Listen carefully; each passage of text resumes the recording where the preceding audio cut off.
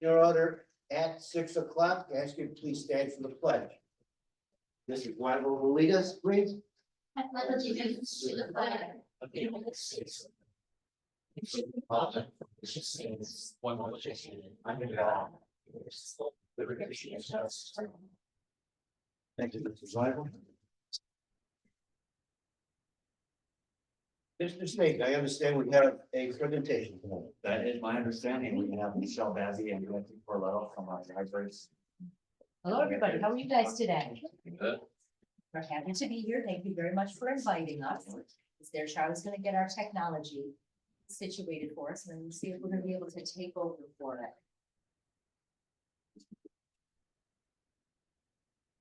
Okay, so we're gonna try to run this with the mouse. Okay, so our job today is to tell you guys, let's see how this goes.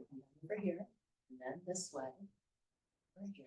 Our job today is just to tell you guys who it is that we are and what it is that we do. This is our first opportunity to come in front of you to explain to the new board what it is that your K-12 libraries do. And we're gonna, of course, start with our introductions. Some of you might know me from a different role. I was a first grade teacher. I had some of your lovely children as a student. Right now I'm an elementary middle school librarian. And I don't really want to speak much about who I am. I mean, you can see up there, you know, some of the things I do within the district. I just need to touch base about my amazing aides I have. I don't think they sometimes get the dual credit that of all the different hats they wear. So in the elementary school, I have Christine DeCarlis. And what she does is, short of being amazing, every student that comes in, she can tell you one thing they're interested about. She can guide them into any kind of different book. She's always suggesting new book series for them. And it's just nice that, you know, it's not always on me, that I can rely on my aide to be able to step up and do that role. And then in the middle school, I work with Dawn Kuhl. She's the aide over there. And I have to say she's been short of nothing of amazing over there as we've been overhauling the middle school. We've been doing something called genrifying, which means we literally took all our fiction books off the shelf and grouped them into groups of like humor, fantasy. She willingly was ready to come in almost every day this summer, unpaid to do that. So thankfully, I'm just glad that I have that excitement that I have within the aides, because I can't be in the middle school all day long. So I know that excitement and that need is being met with Mrs. Kuhn in the middle school. Then you guys have seen me before. My name is Michelle Babby. I am our high school librarian. I am also the library's content area coordinator. I just threw some information up there so that you guys would know that I've been here 15 years. And then before being in schools, I had experience in various places, including working as a bookseller, as a public librarian, and then as a reference librarian. And ditto to everything that Mrs. Corletto has said about her two aides. Yes, the same for Ms. Maltese. This library would not stay open when I'm working classes or with teachers without her presence in it. She is responsible for the amazing displays that you always see in here. She very much is engaged with our students. She has a listening ear for anything and everyone. And whatever wacky, crazy idea we have, she's like, yes, Michelle, let's go right ahead and get that accomplished. So that's how we do what it is that we do here in the high school library, is with those support staff members. I will get this figured out. Okay, so what is the work of a library? A library is essentially a library. Whatever it is that it takes to run a public library. So if I was to ask you guys to think about what goes into a public library, there's the purchasing of the books, there's the maintenance of the staff, there's the maintenance of the facility in a way, there's the programming that happens, there's the cataloging, there's getting books on the shelves, there's interacting with the public. All of those things that happen in a public library that go into running a public library, they also go into this space as well too. But in addition to that, we also do other things. Let's see if I can do this way instead. No, because I'm failing with the mouse here. Okay, so we are, of course, collections and community spaces, which is what your public library is. It has the things, it has the spaces to be in. The way that we are different is that we add in our collaborators that are there. You have us that are there, that are then working with our teachers and working with our students. Because you have us as collaborators, oh my goodness, wrong mouse button. We also become classrooms as well as communities. So we are all of these things, all in the same space. We are together. So it's not just the collection, it's not just the community space, it's the teaching, the collaboration that happens well, that turn us into school libraries as opposed to a public library. All right, But we will start with our collections. What is it that we have? We of course have books that are there. We have our audio and digital books, just in case you weren't aware, we do have collections of books that are available for our students online. You're probably familiar with Amazon, Kindle, or Audible. We have those things for our students to borrow as well. We do also have curated collections of credible, reliable resources for our students to use for their research and just to explore. But then we also have things for our teachers to use as well in their classrooms. We have this available electronically, and of course, it's available as books. And then whatever we don't have that others might need, we have the ability to borrow through interlibrary loan. I basically will say to our students and teachers, if there's something that you want, let us know and we'll track it down. And then how do we determine what it is comes onto our shelves? We start with our curriculum. What is it that we are teaching in our schools? What are the different projects that our teachers have? And then of course, what are the independent reading interests and needs that our students have? In each building, we have a plan for what it is that we do. We think about our teachers, we think about our curriculum, we think about our students, and that's how we make those choices in terms of what it is that we're purchasing. And then while we are doing that, using the right button, we're of course looking at, does it meet a need? Our reading interests and levels. We have readers in different places. We have our English language learners as well. So those are things that we take into consideration when we're purchasing materials. And then we're looking at our publisher information. Where are these things coming from? We are 5,000% looking at professional reviews. There's a whole process that we go through whenever it is that we're purchasing a title. We're looking at them through specific websites that work specifically with school libraries. We're reviewing that publisher information. We're looking at the reading levels. We're looking at what is the book itself. Does it meet a need? And then what is the literature saying about this? And sometimes we do have a need to go into additional places. For the high school library, I will often look for user reviews or other librarian reviews that I can find online on places such as Goodreads, Common Sense Media, or even sometimes Amazon will have good things that are in there that help us determine whether or not a book is suitable for our needs here in the high school library. And Jackie, I didn't know if there was anything you wanted to add on to that. I mean, for me, because it's a lot of more picture books at elementary school, I vet it through my own children. I mean, so it has to pass the read aloud test with them, and my husband, he sits through a lot of those books too. But really, I mean, pretty much every book in that elementary school that, I am purchasing, it's been read by me before it's been put on that shelf. Again, can't always have that Not happen happening at here. the middle and Not high happening school here. level. That's why we do the other But things. yeah, there's a lot of other different ways we got the books. I'm moving this on. So our libraries are also classrooms, and for me in the elementary school, the classroom is actually a fixed K, first and second. And then I'm actually working this year with third graders, a Chromebook boot camp, trying to get them used to what a Chromebook. I mean, we started very basic, just in terms of what does the keyboard look like? Today we were doing Homebrew, only your left hand can be there, and just all those kind of terminology, just to help support them with our computer science digital fluency standards, but also supporting them. They are going to be taking state tests on the computers this year. And so anything I can do to help support them, and that kind of came about in that terms of collaboration that we have with elementary school teachers, is that there was a need at the third grade level. And so also in our elementary school library, because we are fixed K2, we do a lot of everything. I mean, you can see we've got my little kindergarten friends. They had to get a pumpkin to stay off the table by using just popsicle sticks and cubes.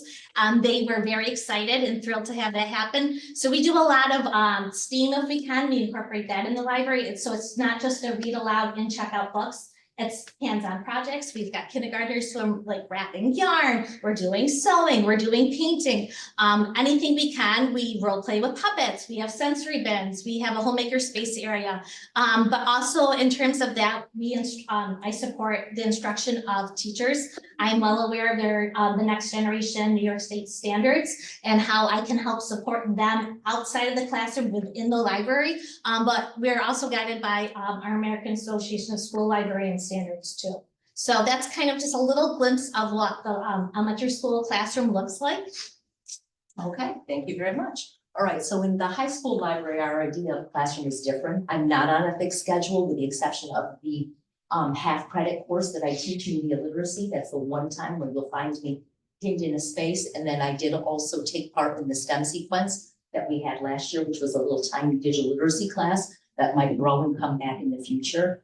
We are a classroom here in terms of we provide space for other teachers to come in. This is a flexible learning space. We use that as a flexible learning space. We use that as a flexible learning space. We essentially become the room of requirement, like in Hogwarts. What do you need? We will turn this space into what it is that you need in order to support our teacher needs. We are also in the high school library very strong collaborators, and we'll touch more on that later on. But that's where I'm then pushing into classrooms. So my classroom goes into their classroom to co-teach research and to co-teach media literacy and to co-teach information literacy skills in those spaces. We are also a classroom when we work one-on-one with our students. They'll come on out of our study halls, they'll sit at our counters, they'll ask us for help. Mrs. Babby, can you help me on my geometry today? I don't know geometry, but I'm very good at walking you through questions and looking at the teacher's directions. So we support our students one-on-one when it comes to their academics. We absolutely support them when they come in, they just need a listening ear, or they're not quite sure where to go. We like to be the place where you come, where you don't know where else to get help, or you don't know what direction to go. So that's how we're a classroom in the high school library. All right, so we are also collaborators. Collaboration, we're working with other people. I like to say that our teachers are the laundry detergent. They make things nice, clean, bright, and shiny, but the librarians were actually the OxyClean. We make what it is that they do bigger and brighter. So we enjoy very much working with our teachers. The things that we do is we co-create those different project and inquiry-based learning units for our teachers. We will be there doing standards integration. Jackie referenced the computer science and digital fluency standards that she works on at the elementary level to try to get those standards where we don't have other places to have them happen in her spaces, but then also to work with her teachers to make that happen. We also build in our information and media literacy standards. I'm just going to come down to the bottom to say this is happening across content areas in the high school that's there. And we currently have 16 co-taught units in the high school. And I'm going to crow a little bit and say when I first started, we had 1. We've now bumped ourselves up to 16. So we try really hard to get ourselves into our teachers' spaces to make sure that those standards are being hit. We very much recommend resources to our teachers. Mrs. Babby, I'm looking for a new book that I can work with my students to help make my curriculum more relatable to them. We'll recommend resources in that way. We're also there as instructional coaches. What do you think of this unit? How could I do this differently? And then we're absolutely instructional tech support specialists. We offer in-class tech support. We will be there as another set of hands, but then also our students are our collaborators as well too. We talk to them about the resources that they would like to see in the library. And the high school every year, we will group our students to local bookstores to help us select books for the library. And then they are often responsible for the different display ideas that you see that are there. Mrs. Berletto, what would you like to add on? I don't have too much to add. I mean, you mentioned collaboration is just out. We are working together. For me in elementary school, obviously it looks a little different in supporting teachers with the curriculum, the content, but also showing students like making displays. Like I know if they're doing War of 1812, I can pull those War of 1812 books to help support what's getting done in the classroom. So collaboration looks a little different as we're not so much co-teaching, but we are still doing those. Last year was the first year we introduced databases to the students. And that's where, we're not just searching Google, we're actually searching vetted articles and getting the research and pulling it from there and practicing note-taking and what does it mean plagiarism, citations. So those are the type of different collaborations that are going on in the elementary school. So our libraries are also communities, and this is probably the biggest one for me. When I started as the librarian, it was important for me to establish a reading culture. It's rich in reading. Everything we do revolves around reading. My interactions, conversations I have with the students, usually it's not even, hey, how's it going? It's, hey, did you finish your book? What do you need next? Just having those conversations with them, it's just creating a warm and inviting environment that students want to be there. I want to be there. And also recognizing different reading achievements. We did a summer reading contest this summer, and every child who came back with their little reading challenge was able to use my claw machine and get a little prize out of the claw machine. I support any school-wide reading initiatives we have, which was the 40 book challenge last year with 3rd and 4th grade. I involve parents, teachers, and students in any way possible. I mean, that's part of the community. I send a newsletter home monthly letting K2 parents know what books we're reading within the library, so that way if they want to go to the bookstore, public library, let's go find a different book by that same author. I've also created reading brochures for 1st grade that went home for our parent-teacher conferences and the different levels of what a reader looks like. And I'm just here really to foster those growth mindsets and support students on their personal reading journey, whatever way that looks like for them. And then in the high school library, what it is that we're supporting our students' social emotional needs. Our high school students are adolescents. Their primary goal at this moment in time is to figure out who they are and where they belong. We provide a belonging space for everyone. We are the gathering hub. You come here to visit with your friends. You're coming here to be with other people. This is where you would come to if you were interested in participating in any of the social emotional support initiatives that we have in the school. We are a very busy gathering space. We have upwards of 100 students coming to the library a day, and sometimes some of those students come to us twice a day. That's there. Again, we're that one spot shop for tech help, for school help, or even just light help that's there. We do also support our community of readers. We are the home of book club. We have the annual book buying day that I mentioned. And then we did also have our summer reading program, which I was very thankful for. And Charlie, yes, I'm going to ask you for money to continue that moving forward. He gives me that look. Okay, so we'll attempt to have our summer reading program again. And we very much are a flexible presentation and teaching space for our students. So we just try to be here to be whatever it is our students, our teachers, and our communities need. And ultimately, we just, our reminder of who we're here for, it's the students. They run all of our choices we make within the library. And I have to just touch, because we didn't really touch much on the middle school, just because it is a shared space between the us two as librarians. In the last picture you see was our first year going to battle the books for middle school. We had, was supposed to be 4 students, one got sick that morning. 3 students who represented Sequoia Valley Middle School competing locally with other schools within the BOCES consortium for Battle of the Books. So I just want to make sure to point that out in that picture. And I think ultimately it's the students, but also the mission that Sequoia Valley Central's school district's mission, that we're ensuring that each student is going to become a lifelong learner and a responsible citizen in an ever-changing world. So, and I think that was all we kind of had. I'm going to say 2 things about that. In the middle slide there, if you have not been to the elementary library, you have to go to the elementary library. It is amazing. She did amazing work that was 2 summers ago now, 2 summers ago, to renovate that space. And every time I go down there, I am very much impressed by all of the displays that are there and how she gets the teachers involved. I enjoyed seeing the different teachers and what they are reading now. So it's like a little mystery who picked what. And then in that first slide that we have there, Kale and Torella in the back, I'm very proud to say, is going to be going to school to become a librarian. All right. Okay. Thanks for having us. What are your questions? Mr. Makusak, do you have a question? You look like you have. I can. I'm curious in the high school from the technology standpoint. I know we have computers over here, we have some down there. Are you guys integrating that into, obviously it sounds like you're into what the students are asking for, what they're learning, or how much time do they spend over there versus on the books?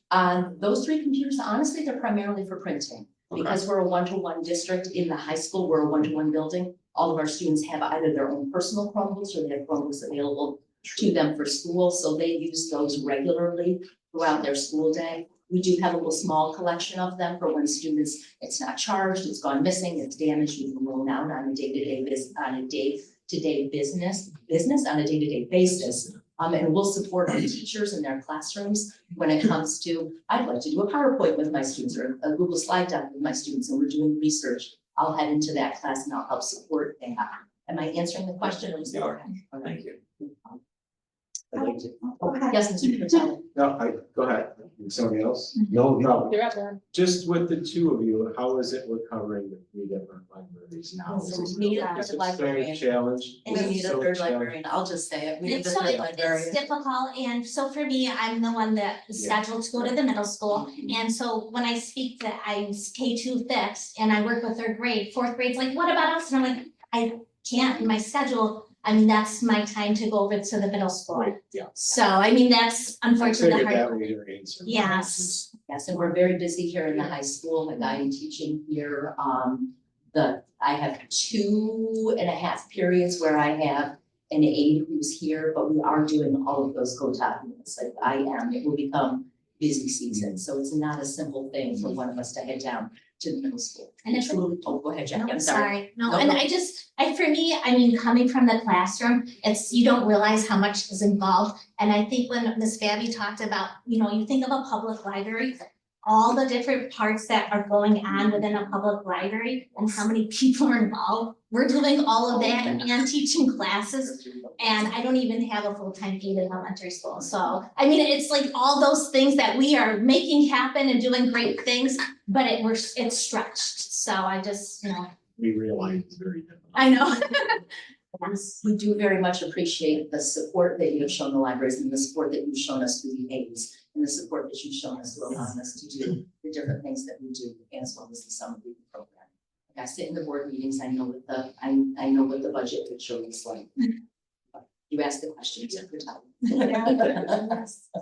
I just want to add that I've had the privilege for almost 14 years to hear many curricular and curriculum presentations, and by far this is one of the best.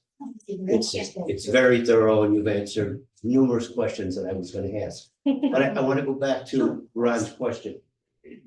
Now you're integrated into 16 different. I will work with 16 different teachers on 16 different units. Okay. It will be like, this is, Does that mean the library's closed when you're doing that?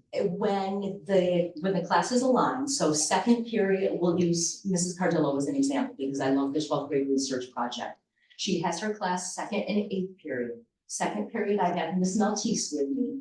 It's officially a planned period. I'm very fortunate in that I get to flex that time around so that I can switch things around, so I can be with her if the library is still open. Eighth period, however, I'm the sole coverage in the library. There's not someone to be here, so the library will be closed for that. So it just all depends on where it fits and it flows. So So yes, a there are child in times. the course of the day at the high school, 9-12, if they have something they want to follow up and do some research on, they have that opportunity to come in, or is it, doesn't exist? If their only study hall is the one period where I need to close, unfortunately, no. I'm here before school, I'm here after school, we're open during lunches as well too. Are there days when certain students might not have access to being able to print, or they need to get a Chromebook, or they're looking for a book? Absolutely true, yes. Do we do our very best to make sure that that doesn't happen? Yes, and we're very thankful to the support of administration for the flexibility that they allow us in terms of flip-flopping things around, as well as having our aid in here as well. And then I get us, when I'm out for the day, there will be a sub for me. I know of librarians in other districts, this is something you guys should be proud of, that you will get a sub when your librarians are out. Other places, the librarian's out, there's no sub. So thank you for that. We do appreciate that very much. And our Mrs. students do as Corletto, I well. know it's difficult at the elementary, but at the middle school, can a child use the resources during some type of free time they have, or not? So Do they have to be part of class?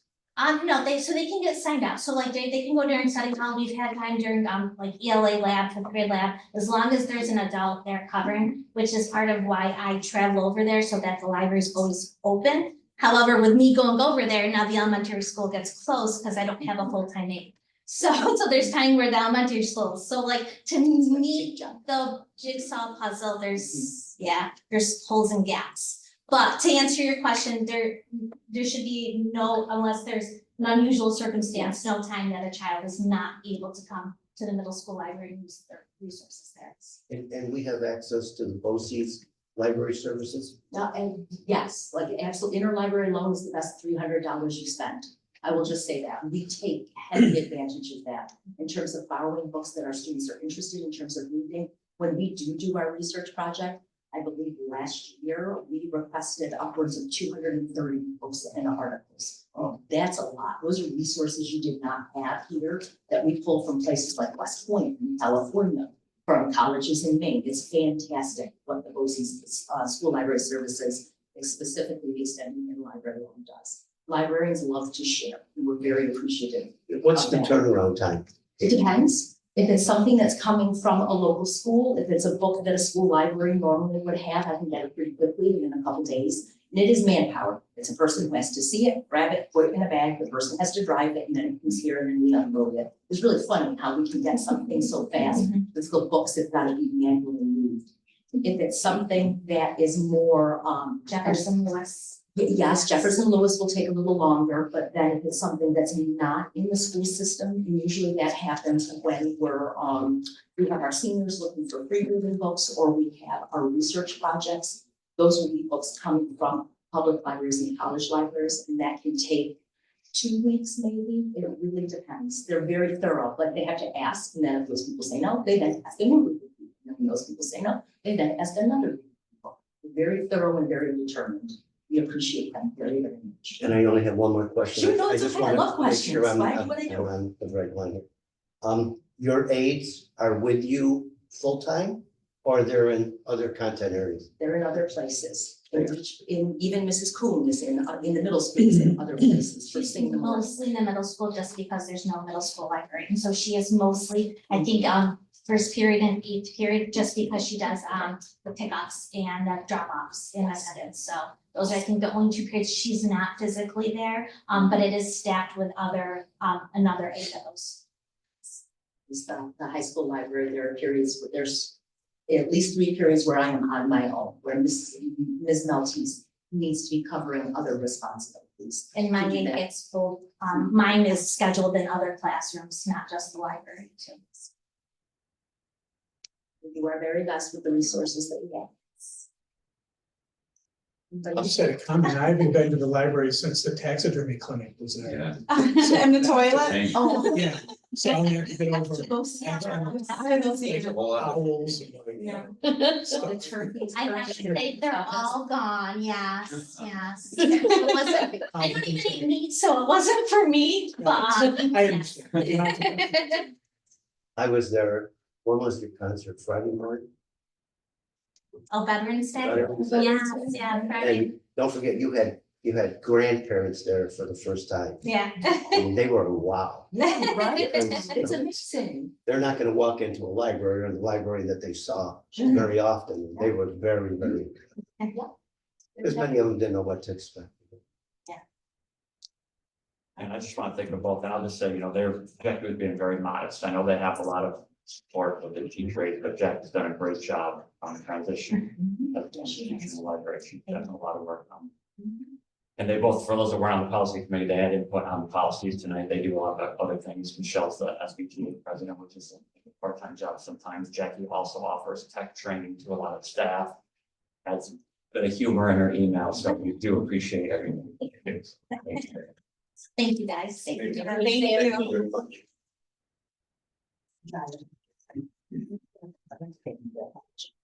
All right, Mr. Slade, we'll move to subcommittee reports. Board of Education Relationship Development, Board Operations. I'll move us down to the FBI. There is a general meeting next week on the 19th. The OHM BOCES is at 6 o'clock, and I believe a couple of us are. And then, as I just stated, we did have our policy meeting right before this meeting, and we'll be sending new policies to the board for approval next month. Thank you. Sure. Superintendent's report? Sure. So I know many of you were able to attend the school music for the Adams Family. And we sold 1,384 tickets between the 3 shows. I think that's about 460 attendees per show, which, for a district our size is really outstanding. So the feedback was just very, very positive. The students all do a great job, and the staff does too. So thank you for those that who attend, and for all the support. We had a lot of community support, especially at show nights, helping out in sessions. Thank you, everyone. Our students, boys and girls, cross-country runners were in sectionals this past weekend, and Mark, none of them made states, but a couple of them did set personal records, so that's always exciting when we're able to beat their own time. The senior seminar held a couple of field trips, well, held one, and at the end of October, they went to MECC in SUNY Poly. And then at the end of this month, they will be visiting Mother Marianne Soup Kitchen, where students will provide community service and prepare food. So I think it's some good opportunity to get students out into the community and see what service they can offer. And then I'm sure you're all aware, November 23rd, 24th, we have our Square Valley Fine Arts Craft Show. And again, although that's facilitated by the PTO, that couldn't take place either without a ton of community and staff support. So thank you for everyone that will attend that and or help support. Craft show. That's all I have for the superintendent report. Old business? Yeah, just to follow, we've been talking about signage across the campus, and we've added a lot. We're adding a few more, and we have, I believe, the board, you remember the banners that we discussed hanging on light poles. We've ordered those, 24, 12 red and 12 black, so we'll hang those as soon as we get them. And then the PE teachers are looking at different options to hang in the gymnasiums, just to again get a place that often a little more welcoming in those environments. Did you decide where the banners go?